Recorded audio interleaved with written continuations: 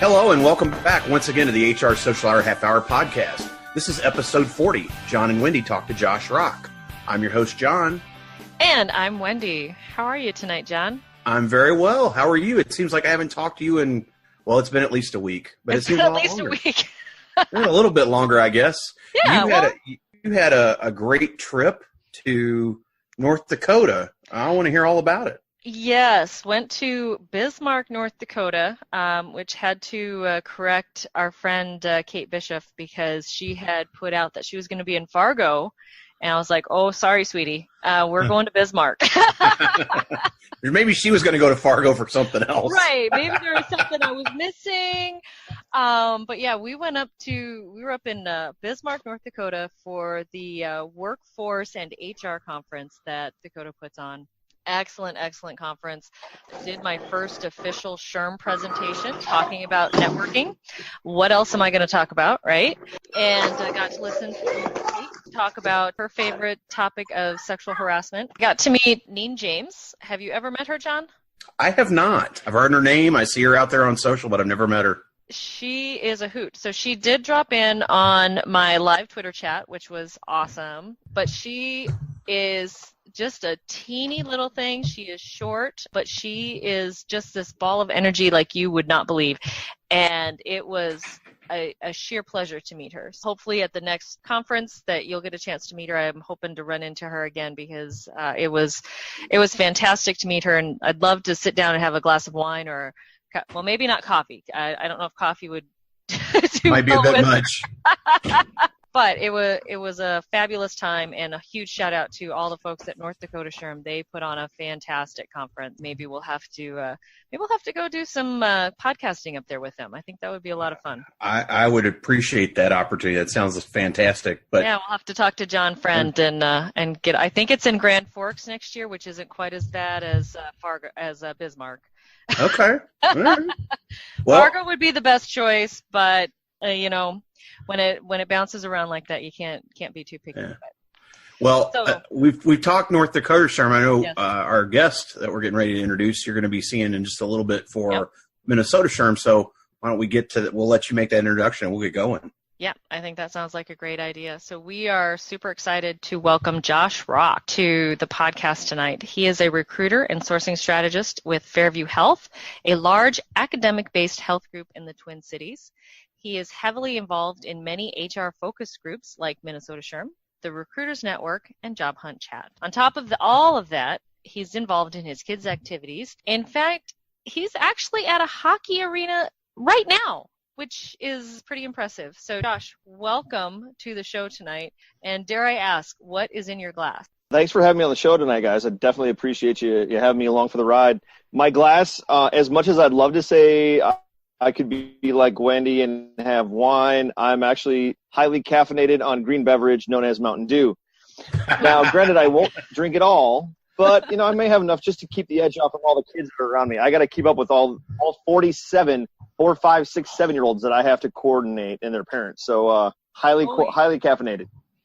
So you're herding kittens. Yeah.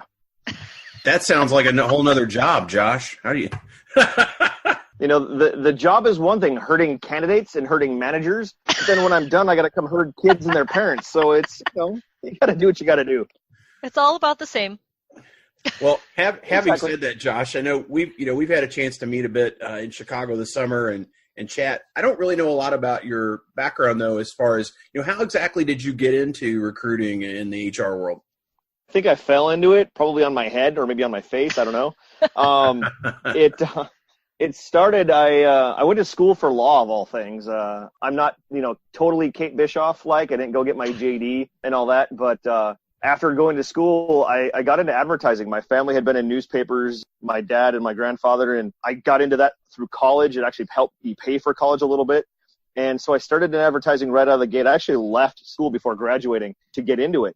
Did a couple different things in advertising, started in newspapers, went into radio, and landed at this company called JobDig. They were a recruitment marketing company out of Minneapolis.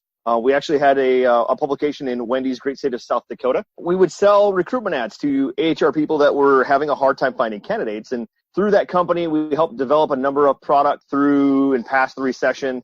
In 2012, I decided to leave the company and go help my clients face to face, actually help them from the inside out. And one of the biggest pillars that I worked in was with healthcare. And so I started with a local health group out of St. Cloud here, St. Cloud Hospital, help them do some of the things that I was doing outside, but inside of their doors, giving them back power and control versus their ad agencies. And it all went from there. Fast forward, from 2013 to where we are right now. I've been with Fairview now 3.5 years. I do the sourcing strategy. I work with two sourcers. We help kind of build and fill the pipelines of our recruiters and our HR folks for candidates. But then I also manage my own rec pool, primarily of high-level positions, finance, leadership, clinical, non-clinical positions. So it's a blast. Very cool. Currently, like you said, a recruiter in a large healthcare facility. I've done that. Going to do that again. Mm-hmm. I'm excited about getting back into that. Mm-hmm. Let's talk about some of those challenges of recruiting for a healthcare facility, and how do you make your organization stand out to attract those candidates? It starts with collaboration. As we all know in HR, it's not foreign language to say marketing doesn't like us because they don't want to give up control. I mean, come on. It starts with, really working with them and fostering the employment brand, kind of working together on how do we really get this vision of what we need and where we want to go out to market. But then it's going out and pounding the pavement. It's going out to events. We've got a great relationship in Minneapolis with the Opportunity Center, which is a place for predominantly our Somali community to come down and find out about job opportunities, interview right then and there on the spot, and hopefully land roles within our facility and our systems. A number of other employers go there as well, but those are areas that we can go in and help serve the underserved communities of our area. And it really works to help us fill some of the positions that maybe we don't get as many candidates for. We're going to do everything that everybody else is doing. We're going to do the Indeeds, the LinkedIns, the Glassdoors, you name it. Now, granted, even though we're large in scope and comparison, I'm a nonprofit. I can't afford to do what Nike's doing and some of those other things. And so I got to do it on a smaller budget. And so it's more looking at how do we do it, analyzing everything, getting to the heart of what's best for us, and making sure that we hold dear the stewardship that every dollar we spend really belongs to the patients. And so there's a lot of things to it. It's not a one-man ship. We got a lot of people on our team that are kind of constantly going out and doing things and helping us get out there. But getting people to our opportunities is one. Then you got to get them to show up. You got to have them keep coming back to work. So it's being creative, being flexible, creating solutions to stem problems before they even occur. I think one of the huge challenges, you show up to an event and have to help people understand that you do more than hire doctors and nurses. Exactly. And there's a huge gamut of people that have to run a hospital or healthcare Mm-hmm. center. So helping to get that word out can sometimes be a challenge. I speak at a lot of colleges around the area, and I love going to speak to the athletes and the finance majors because they're like, where am I going to find for a job at a hospital? How do you think a hospital runs? Right. Especially a nonprofit. I mean, the dollars, the few dollars that we do have are the lifeblood of the organization. And so we got to maintain that and set the right expectations. And I love it when I walk up to one of those students and they're like, I really don't want to work for a big insurance company or a bank. I want to do something more. I said, well, funny, you could do that here. And we talk about it. Next thing you know, they're over the moon about it, and they're really interested and want to apply. It's fun to help them make that connection. And it is one of the things I miss about working in healthcare is that you feel like you have a connection where you're helping people without getting your hands dirty.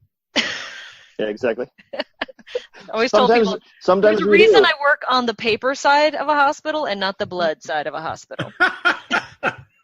Yeah, there are a few times, though, where recruiters end up on the blood side. We won't get into that too much, but I've seen a few incidents where that's happened, though. Josh, you've been part of the blog squad for some time with Sherm. I know, again, we talked about meeting Wendy and I first taking part this summer, but how did you first get involved? And if you can recall, what's your favorite conference memory to being part of the team? Oh man, there's a few of them. I'll come back to the memory thing in a second. I'll try to drum it down to one. How I got started, when I was at JobDig, one of the big things that we did was we built a partnership with Minnesota SHRM where it was almost a revenue share program, whereas, let's say Wendy worked for a company in St. Cloud, Minnesota, and Wendy was a SHRM member. She'd tell me that she was a member, and we'd give a portion of whatever her ad dollars were back to her chapter to fund programs or send them to conferences, that kind of jazz. And so it really kind of started there. And so I started going to the conferences as a vendor. Shortly after that, I got thrust into kind of helping them make the Minnesota SHRM conferences a little bit better by bringing in different energy, doing different events. I threw some pretty crazy parties, and people had a blast with it. I know John Friend, who you mentioned earlier in the show, came down for a couple of them. I think one was an 80s theme party. Now, it's surprising to hear that John Friend wearing Zubas and a spiked hair wig. It happened, and I have photo evidence. But that's where it started. And, I got into connecting with the likes of Andy Kale and others and got, kind of into the SHRM pool really quick and did it for a number of years. I was the Minnesota conference director, also known as the Minnesota version of John Jorgensen, who some of your listeners may know. I got into it deep, and I've been able to be a part of the social media team, the blog squad, as we call it, for a number of years. And so it's really been a blast. Andrew and Mary Kay and those folks, they just do a great job of bringing in different voices. Not everybody's a million, person blog viewer, that kind of stuff. But it's one of those where they bring in different voices, and it's fun. They make it fun. It's not just work. And that's why people keep coming back to it. It was loads of fun. All right. Memory. Favorite memory. Okay. I'm going to go back. Get away with not saying it. No, it's okay. So I'm going to go back to SHRM Atlanta, where my new buddy at the time, Dwayne Lay, and I wanted to do something a little more for SHRM. And so we pulled in the HR Puckheads. If you don't know what the HR Puckheads are or know anything about it, go to my LinkedIn. You can read about my blog or the post that I had in the SHRM magazine about that. Tells you a little bit about the backstory. But what we did is we decided to play street hockey in Centennial Park in Atlanta. And think about a bunch of older 30-something, 40-something, 50-something guys playing street hockey in Centennial Park. And we got some sponsors. We raised some money. We bought, one of the sponsors, or SHRM, I think, even helped us buy the gear and the nets and the pucks and all of that. Oh, wow. We later then donated all of that equipment to the Boys and Girls Club of Atlanta. And then the money that we raised, we donated to the SHRM Foundation in Atlanta Mission. And that kind of started a run of different fundraising events at the SHRM annual conferences. We did a bowling event in Orlando. We did a poetry slam in Las Vegas. We did kickball in Chicago. So we had this run of events that we just did to bring the social media people together, whether they were involved or not so involved, but then also do it to provide back to the communities that we were hanging out in for a week. And so that's probably one of my greatest memories is just doing that, organizing it, getting everybody involved, having a blast, and then giving a bunch of money back to some folks that maybe are less fortunate in those communities that we were visiting. That's awesome. Yeah, that's tremendous. I love that you're giving all the hockey equipment to the Boys and Girls Club. I'm sure they appreciated that a lot. All right, let's talk Twitter chat. We have ours. You're involved with Job Hunt Chat, Mondays, 9 p.m. Eastern Time. So got to get off this soon enough so we can all jump on the Job Hunt Chat tonight. Tell us a little bit, how did that chat get started? How did you get involved? And what do you really enjoy about being a chat moderator? Job Hunt Chat started, 10 plus years ago. Rich DiMatteo out of Philly, also known as @CornOnTheJob, started the chat as a way for HR people and candidates to, share ideas. Job seekers could get their questions answered about how to navigate the process, how to make connections, those types of things. And it's just kept going from there. Every Monday, except for those that land on holidays, we are there, having HR friends and HR folks from across the country and now across the globe provide advice to job seekers alike. How I got involved in it, when I was with JobDig, we didn't have the huge monster, Indeed, Career Builder budgets to advertise. And so I took it upon myself I found this chat once and I jumped in and just started contributing and promoting, JobDig and LinkUp, which is still a job search engine, promote those tools to job seekers. So people would say in their intro what kind of job they were looking for in the city that they were in. At the very end of the chat, I would send them a list of jobs for them in their city as a way to promote the website and also promote our client.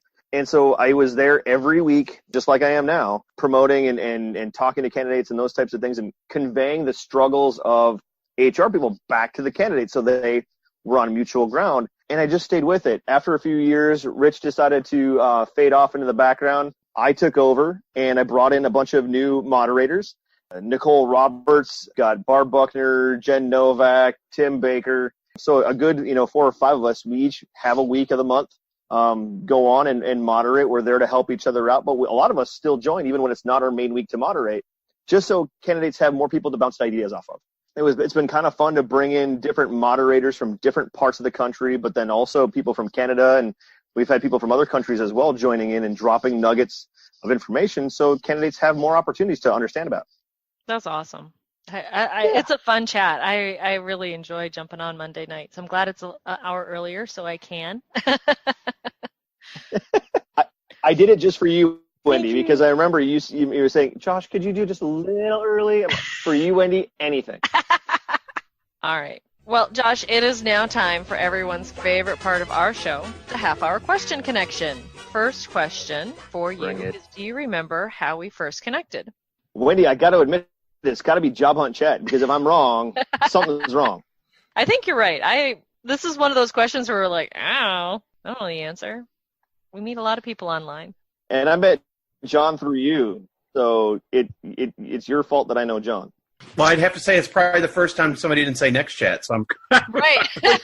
Something else for once. Josh, talk to us a little bit about how networking's helped in your career and what's been really effective for you when it comes to networking. I love networking. I am anytime that I can get out and meet people face to face and get out from behind the computer screen or behind my phone, I will do it. When I first started my career, I was really kind of behind the scenes. I really wasn't really engaging. It wasn't until I really got into the SHRM world and HR world that I really started to kind of pull that out and really start to harness it and get out there. And so, some of the folks, whether it was the John Friends, the Tiffany Keels, the Dwayne Lays, John Jorgensen, some of those folks that just said, hey, come do our stuff, come hang out. We're going to introduce you to everybody we know, and I've had to give it back to everybody else since. Whether it's the college students that I work with as the college relations director of Minnesota SHRM, or just general job seekers. I had one lady that called me today, and she said, hey, I'm looking for a new job. And I said, well, who do you want to know? Where do you want to go? And I'm like, I will find you 3 connections before the end of the week. I want to do that. If somebody wants it, let's do it. I've always been that way since I kind of figured it out. And I can't ask for help if I don't give it first. That's been a big, big factor for me. And that has to come, directly out of networking. We give because others have given to us and to get back. It's that big circle. Yeah. The circle of life. Josh, who do you read and follow for HR Insight? Well, Wendy, that would be predicated on the fact that I actually get a chance to read. And honestly, I don't get a chance to read a lot. The reading that I do get usually comes in the form of 140 to 100 or 280 characters, also known as Twitter. I just don't get a chance to read much. I just don't really get a chance to read a ton. Now, granted, if you haven't read Steve Browne's book, pick it up. I've picked it up. I've read it cover to cover now 3 times. Steve is my buddy.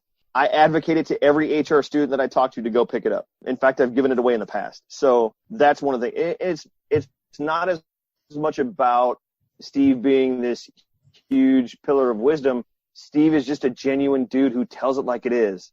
And I want other folks to, get off their little totem pole or their little pedestal and get down to brass tacks. And Steve tells it like it is that way. I love it. And that's kind of the way that I run too. Do we need to help the money get over to Steve or back? I don't know how that works, John.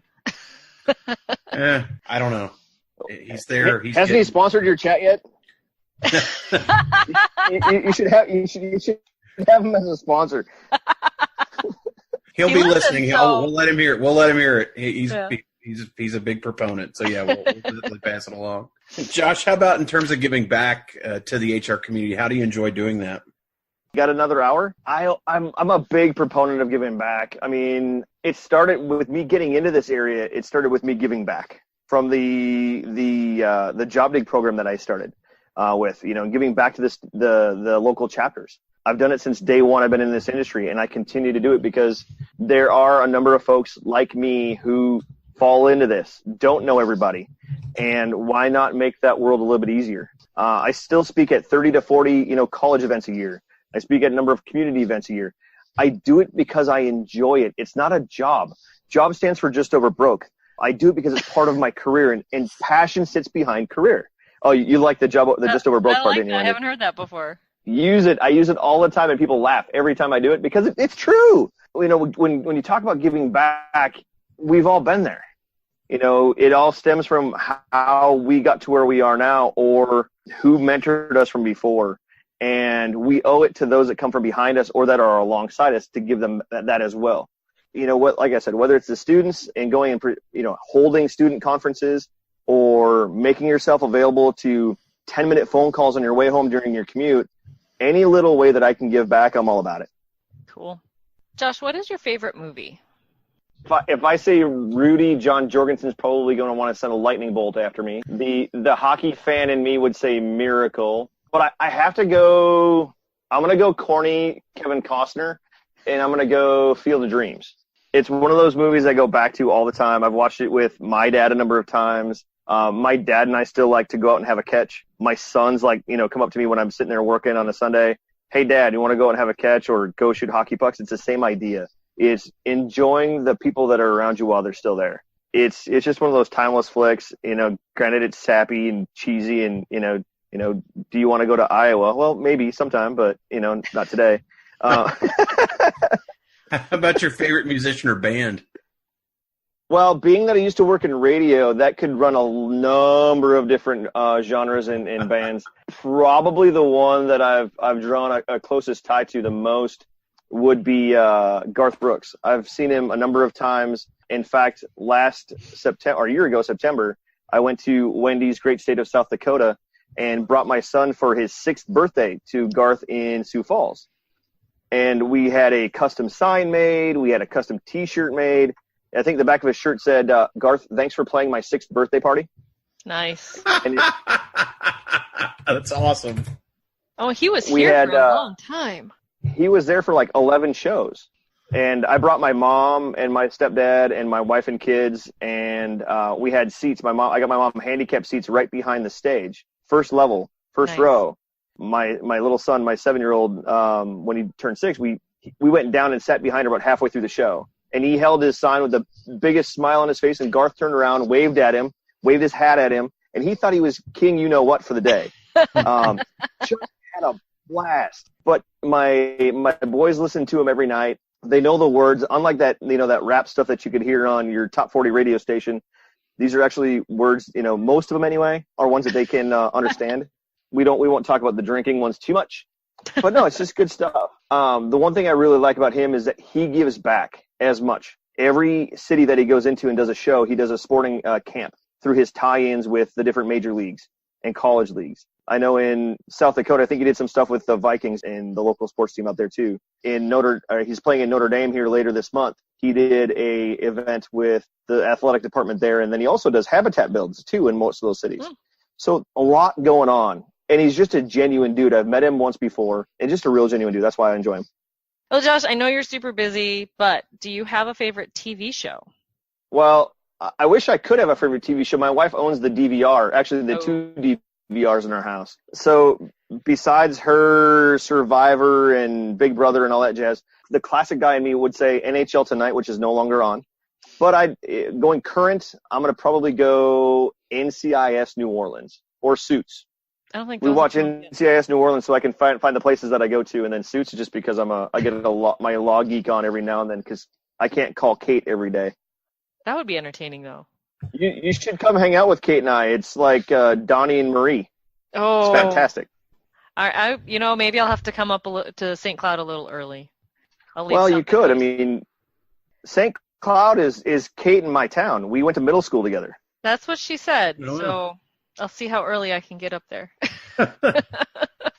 Well, Josh, as I look at the list and try to make connection, I will say that I think Barry Melrose has the sweetest haircut of anybody in any or at least he did. I don't know if he's kept the sweet mullet or not, but he still has some sick flow. It's a little gray, but he's got some sick flow still. He wins as far as hockey. That's kind of the extent of my knowledge of the game. Yeah, I went when I was a kid to a lot of minor league stuff, but I haven't followed it. Having said that, I think I know the answer already. If you're not watching Field of Dreams, listening to Garth, or watching hockey or some of the other shows you mentioned, what else do you like to be doing outside of work? It's a lot of hockey, man. Whether I'm coordinating our mini-mites or taking my boys to a college game and letting them grow connections with their mentors, I just enjoy the game. In fact, I was talking to my dad earlier today, and we're talking about the home opener of our UMD Bulldogs. Oh, yes, by the way, national champs last year against the Gophers. But I gotta get that plug in there. Yeah, it's a great game. I enjoy it. I like to go camping. I like to go hunting when I can, but it's usually hockey related. All right. And Josh, if you weren't working in human resources, what do you think you'd be doing professionally?